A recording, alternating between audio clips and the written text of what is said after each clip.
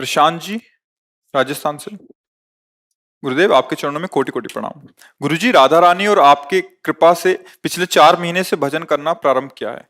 जब से भजन प्रारंभ किया है, मेरे और मन के बीच हमेशा एक द्वंद चलता रहता है। हमेशा एक भय बना रहता है कि मन दोबारा ना गिरा दे। विषम संसारिक परिस्थितियों में मन पर निरंतर रखने के लिए अतिरिक्त ऊर्जा कैसे प्राप्त करूं?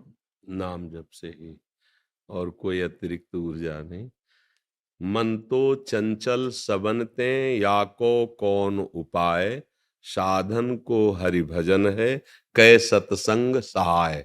अगर हमें साधु पुरुषों का संग मिले और नाम जब चलता रहे तो सब सामर्थ आ जाएगी, क्योंकि आनी नहीं है, आप में जागृत होनी है।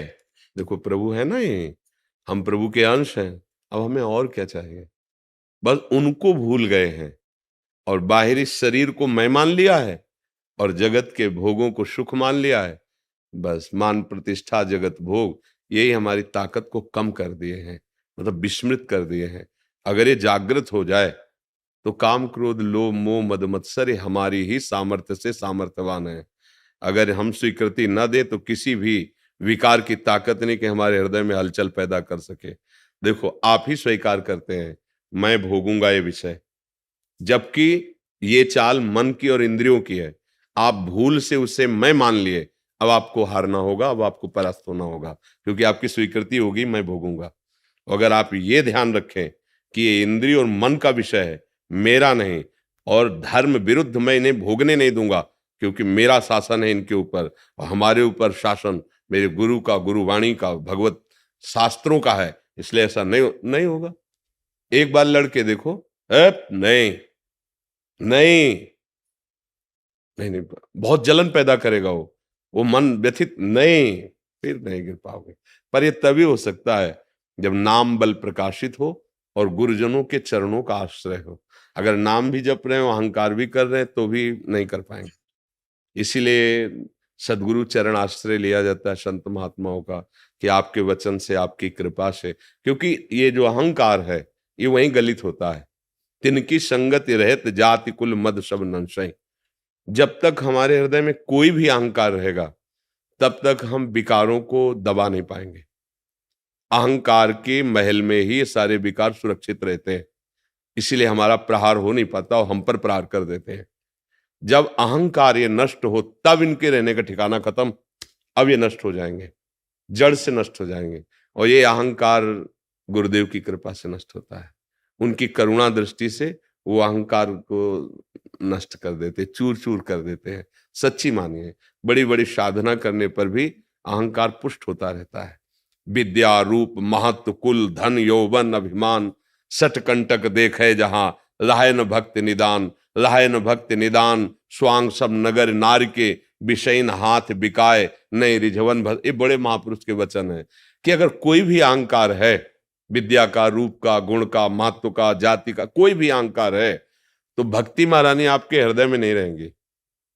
स्वांग रहेगा भक्ति का, और वो स्वांग विषयी पुरुषों, धनी पुरुषों को रिझाने के लिए होगा, ना कि श्री हरि को। भरतार माने होता है हरि। जैसे वैश्या श्रृंगार करती विषयी पुरुषों को आकर्षित करने के लिए, ऐसे भक्ति का स्वांग होगा तुम्हारा धन मान प्रतिष्ठा के लिए, ना कि हरि के रिझाने के लिए। विषयीन हाथ बिकाए नहीं रिझवन भतार के। भरतार कहते हैं प्रीतम पति हरि को।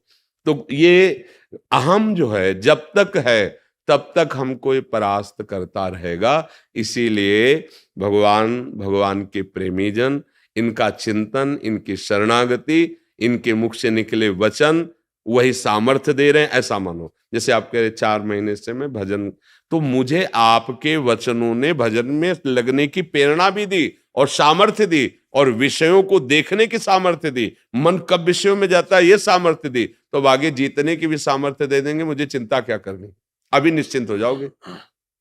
कोई भला आदमी तुम्हें निमंत्रण दे, चाहे वो फोन से दे, चाहे चिट्ठी भेज दे, चाहे स्वयं कोई आदमी भेज दे, समझना बात। अब आप आ गए उसके निमंत्रण में, उसने पत्तल बिछा दिए, दोना डाल दिए।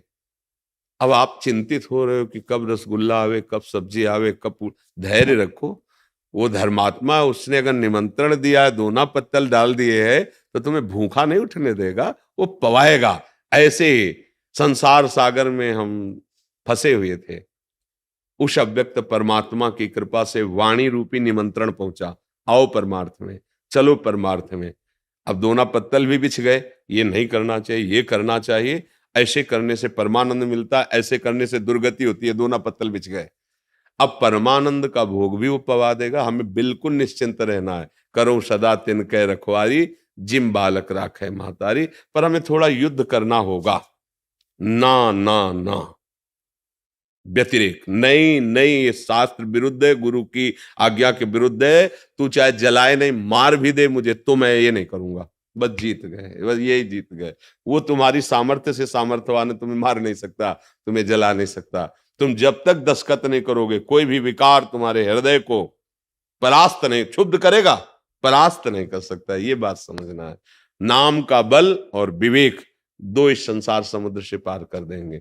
होए विवेक मोह भ्रम भागा, तब सब विषय विलास विरागा। और नाम जब ऐसी सामर्थ्य है कि किसी भी विकार की ऐसी जोर की टक्कर नहीं होगी कि आप गिर जाओ। सहने की सामर्थ्य, सहत सहत बाढ़े भगत गृह तन गुरु हितगार। ऐसा नहीं है, आप में बहुत सामर्थ्य है, बस उसको जागृत कीजिए और चिंता मत कीजिए। समझ रहे हैं आप? कोई संशय? जी।